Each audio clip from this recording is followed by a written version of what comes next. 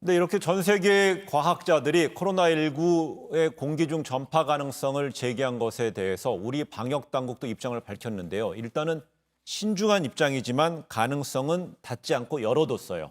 네, 그렇습니다. 정은경 방대본 본부장이 네. 이제 브리핑을 통해서 어떻게 이야기를 했는가 하면 최근에 이제 문제가 되는 게 공기 전파의 위험성 네. 그리고 방금 이제 우리 변호사님 말씀 주신 대로 바이러스 변이로 인한 전염력, 전파력의 강화 이런 부분에 대해서 조금 추가적인 연구가 필요하다라고 이야기했는데요. 네. 세계 32개국 과학자 239명이 이제 세계보건기구에 공개 서한을 보내면서 이 에어졸로에 의한 공기 감염의 위험성에 대한 적절한 경고가 되지 않고 있다라는 이야기를 하고 있어요.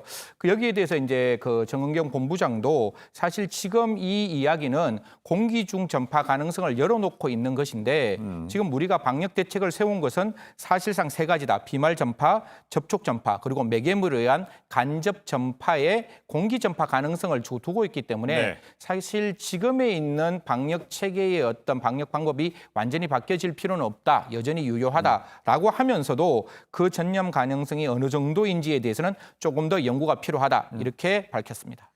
네, 이 공기 중 전파 가능성을 유추해 볼 수 있는 해외 사례가 좀 나오고 있죠?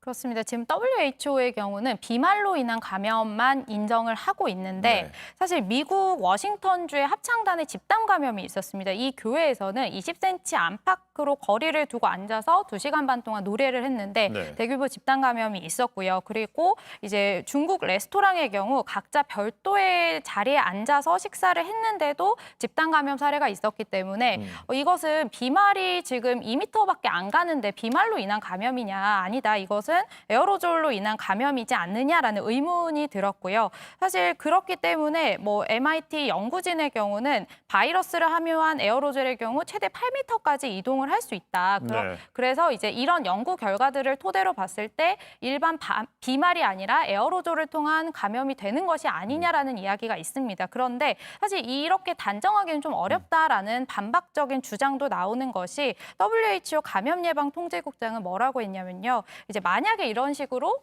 공기 감염, 에어로졸 감염이 이루어졌다면 감염 사례는 우리가 지금 보고 있는 것보다 훨씬 많았을 것이다. 어떻게 보면 이른 납득이 되는 주장이기도 네. 하기 때문에 계속해서 좀 연구를 통해서 드러나야 할 것으로 보입니다. 예.